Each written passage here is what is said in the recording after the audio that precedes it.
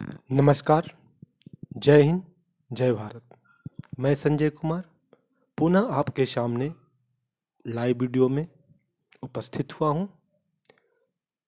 इस बार का जो टॉपिक है वो एकल परिवार पर है, न्यूक्लियर फैमिली पर है। आशा है एवं भरोसा भी है कि यह वीडियो आपको बहुत पसंद आएगा। आप मेरे वीडियो को लाइक कीजिए, शेयर कीजिए, सब्सक्राइब कीजिए और बेल आइकन के बटन को दबा दीजिए ताकि जब भी मैं वीडियो बनाऊं तो आपको उसका नोटिफिकेशन प्राप्त हो सके। आप मेरे वीडियो को यूट्यूब में भी सर्च कर सकते हैं संजय कुमार लाइव वीडियो के नाम से।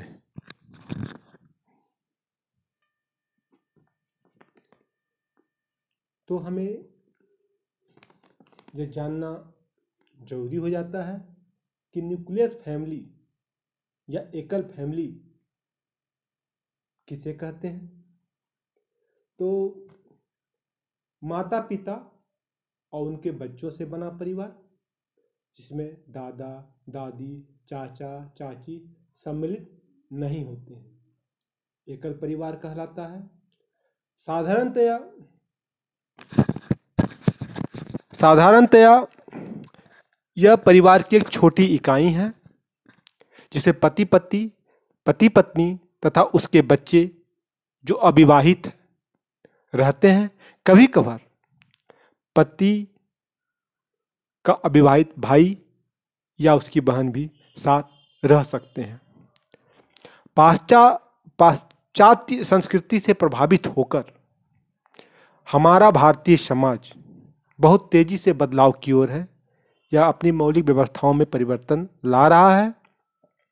संयुक्त परिवार जो कभी भारतीय सामाजिक व्यवस्था की रीढ़ हुआ करती थी, नींव हुआ करती थी, आज वह पूरी तरह से विलुप्ति के कगार पर पहुंच चुकी है। इसका सबसे बड़ा कारण बदलते आर्थिक परिवेश में लोगों की प्राथमिकताएं हैं जो इसे प्रभावित कर रही है। मनुष्य का एकमात्र ध्येय केवल व्यक्तिगत हितों की पूर्ति करना मात्र रह गया है। अपने नैतिक स्वार्थ के लिए वह अपने परिवार के साथ को भी छोड़ने के लिए तैयार रहता है। इसके अलावे अपने व्यक्तिगत स्वतंत्रता की बढ़ती मांग भी संयुक्त परिवार के टूटने के कारण बनती जा रही है। भौतिकवाद से ग्रसित आज की दौड़ती भागती जिंदगी में एकल परिवार की यह एक विडंबना ही है कि परिवार जितना छोटा होते जा रहा है, आज उतना ही व्यक्ति के पास अपने परिवार को देने के लिए वक्त की कमी होती जा रही है। कुछ समय पहले तक जब जरूरतें सीमित थी, परिवारों के स्वरूप कितने ही विशाल या विस्तृत क्यों न हो, उनके पास अपने परिवार के लिए पर्याप्त समय होता था। वर्तमान समय में ऐसे हालात पैदा हो गए हैं कि अपने स्वार्थ के लिए पारिवारिक सदस्यों की उपयोगिता और उसका महत्व भी गौण लगने लगा है। एकल परिवार से तात्पर्य ऐसे परिवार से है जिसमें केवल पति पत्नी और उनके बच्चे शामिल होते हैं। इनके साथ परिवार का मुखिया भी केवल इन्हीं लोगों के प्रति उत्तरदायी होता है। एकल परिवार की बढ़ती दिलचस्पी के पीछे सबसे बड़ा कारण यह है कि पति और पत्नी दोनों ही अब आर्थिक रूप से स्वतंत्र रहना चाहते हैं, जिसके चलते खुद से संबंधित किसी भी मसले पर दूसरे व्यक्ति का हस्तक्षेप पसंद नहीं करते या सहन नहीं करते। एकल परिवार की सबसे बड़ी खामियां यह है कि वे परिवार की एकता और अखंडता पर बहुत गहरा चोट करते हैं। माता पिता बड़े शौक से यह सोचकर अपने बच्चों का पालन और पोषण करते हैं, उन्हें ऊंची शिक्षा देते हैं कि वृद्धावस्था में बच्चे उसका सहारा बनेंगे, उसकी सहायता करेंगे, उसकी देखभाल करेंगे। लेकिन आज के परिवेश में बच्चे जब माँ बाप को उन बच्चों की सबसे ज़्यादा आवश्यकता होती है वो उसी समय उनका साथ छोड़ देते हैं। जब तक माँ बाप कमाने योग्य हैं, काम करने योग्य हैं, बच्चे को सहारा देने योग्य हैं, तब तक बच्चे उनका साथ देते हैं। और जब माँ बाप कमज़ोर हो जाते हैं, उन्हें बच्चों के सहारे की आवश्यकता पड़ती है, तो बच्चे अपने नैतिक स्वार्थ के लिए अपनी जिम्मेवारियों को न उठाकर अपना मुंह जो है अपने माँ बाप से मोड़ लेते हैं और अलग रास्ता अख्तियार कर लेते हैं और अलग घर बसा लेते हैं। ये आज के समय की यह एक बहुत बड़ी विडंबना है। इस समय वह ये भूल जाते हैं कि आज जो वो काम कर रहे हैं उनके बच्चे भी ये सब देख रहे हैं। एक वक्त ऐसा भी आएगा जब उनकी अवस्था भी इसी तरह की हो जाएगी और उनके बच्चे भी इसी प्रकार उनका भी साथ छोड़ने के लिए विवश हो जाएंगे। लेकिन पर्याप्त समय में चूंकि उनके पास साधन होता है, वह घर के मुखिया होते हैं, सारा कर्ता धर्ता वो स्वयं का होते हैं, तो आने वाले उस कल को अहमियत नहीं देते, उस बात को आज के डेट में समझ ही नहीं पाते। और जिसकी वजह से ये पीढ़ी दर पीढ़ी ये गलतियां जो है होती चली जाती है और लोग जो है इसके शिकार भी होते चले जाते हैं। हमें समझना होगा कि आखिर ऐसा क्यों हो रहा है और प्रेजेंट में जो पीढ़ी है जिनके पास दायित्व है, उनको अपनी दायित्व को अच्छी तरह से निभाना होगा और अपने बच्चे को सीख देना होगा कि हमारा ये परम कर्तव्य है कि जिस माँ बाप ने हमें जन्म दिया, हमें पाल पोस कर बड़ा किया, और जब उनको हमारी आवश्यकता हो तो हमें उनकी देखभाल करनी चाहिए,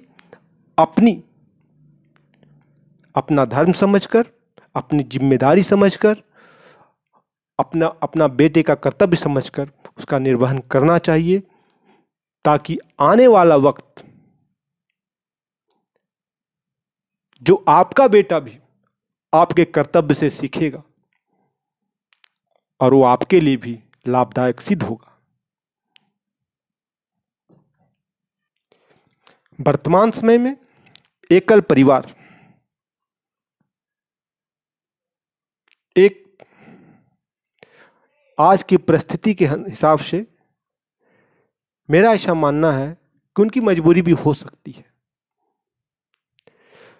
लेकिन अगर इसकी व्यवस्था अच्छे तरह से की जाए और एकल परिवार और संयुक्त परिवार के बीच एक कड़ी की तरह काम किया जाए तो दोनों परिवारों का फायदा जो है व्यक्ति अवश्य उठा सकता है।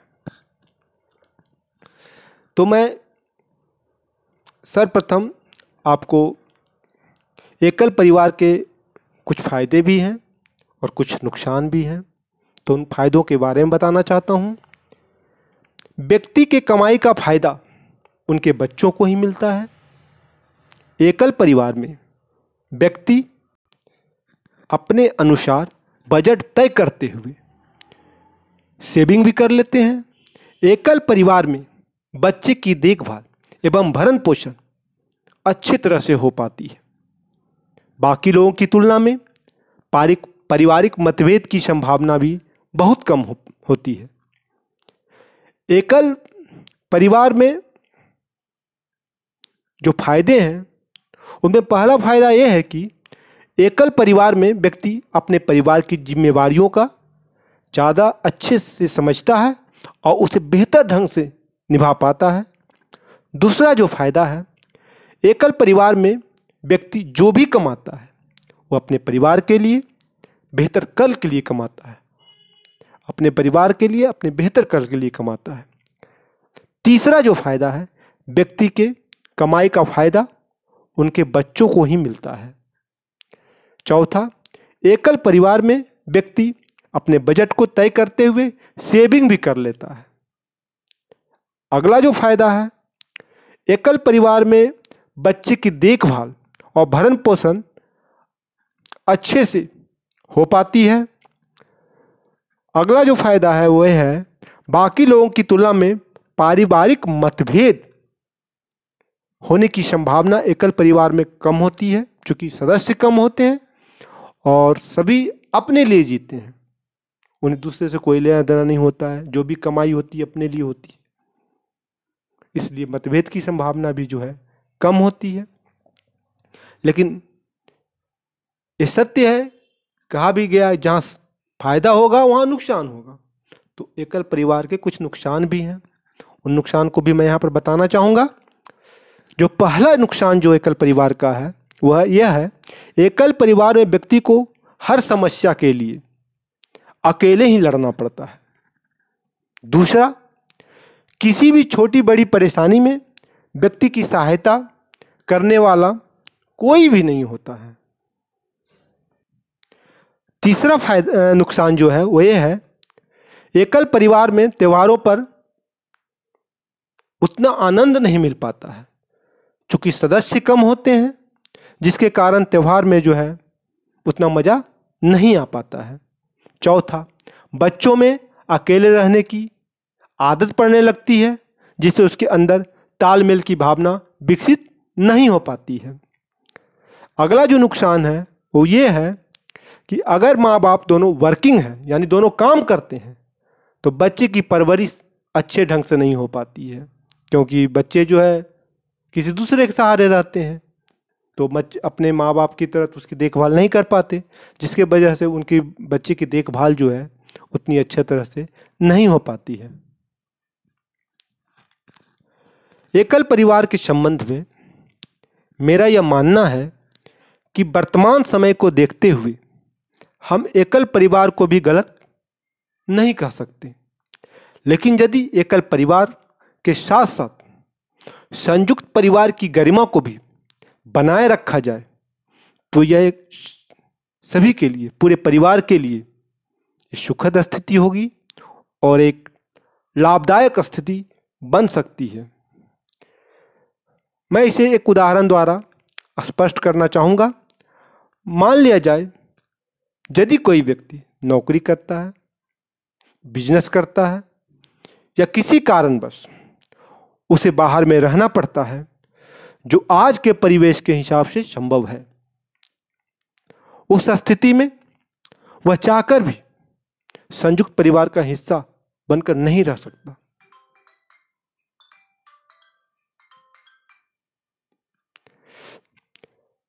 क्योंकि काम करने के लिए उसे बाहर जाना ही पड़ता है।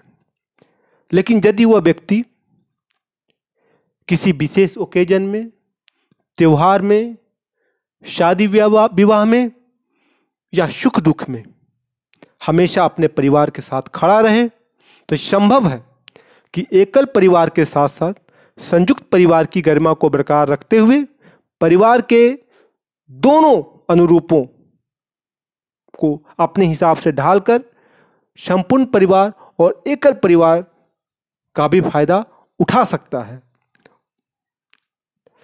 अतः मेरा यह मानना है कि वर्तमान समय में अगर मनुष्य दोनों परिवारों में तालमेल बैठाए और अपने स्वार्थ को भूलकर निस्वार्थ की भावना से काम करे तो यह संभव हो सकता है।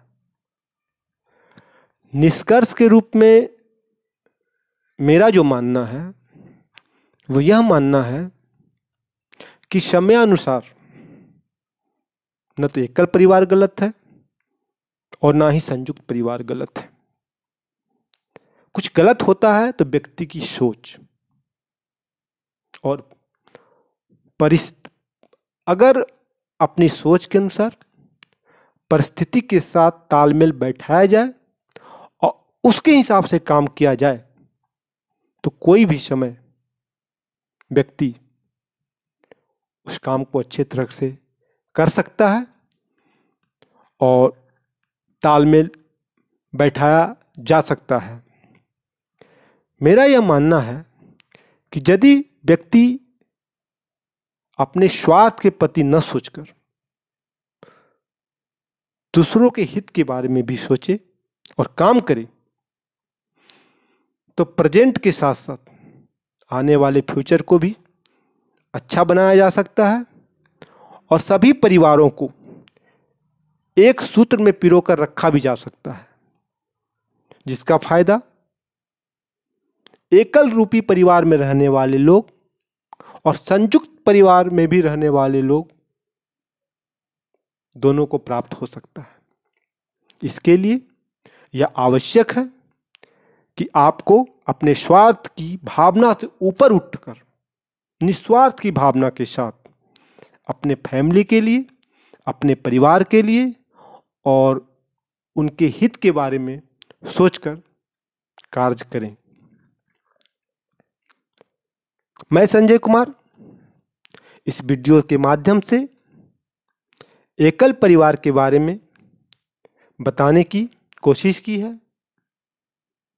मैंने ये भी बताया कि इसके क्या फायदे और नुकसान हैं और एकल परिवार होते हुए भी संयुक्त परिवार की गरिमा को कैसे बरकरार रखा जा सकता है, इसके बारे में भी हमने बताने की कोशिश की है। उम्मीद है आपको ये वीडियो बहुत पसंद आएगी। आपको यदि ये वीडियो पसंद आता है तो हमारे वीडियो को लाइक करें, शेयर करें, सब्सक्राइब करें। यदि आपको लगता है कि कुछ बात आपको और जाननी चाहिए थी तो आप कमेंट करें। मेरे वीडियो को सब्सक्राइब करने के साथ साथ बेल आइकन के बटन को दबा दें ताकि मेरा जब भी नया वीडियो आए तो आपको उसका नोटिफिकेशन मिल सके। इन तमाम बातों के साथ मैं संजय कुमार आपसे इजाज़त चाहूँगा। नमस्कार, जय हिंद, जय भारत।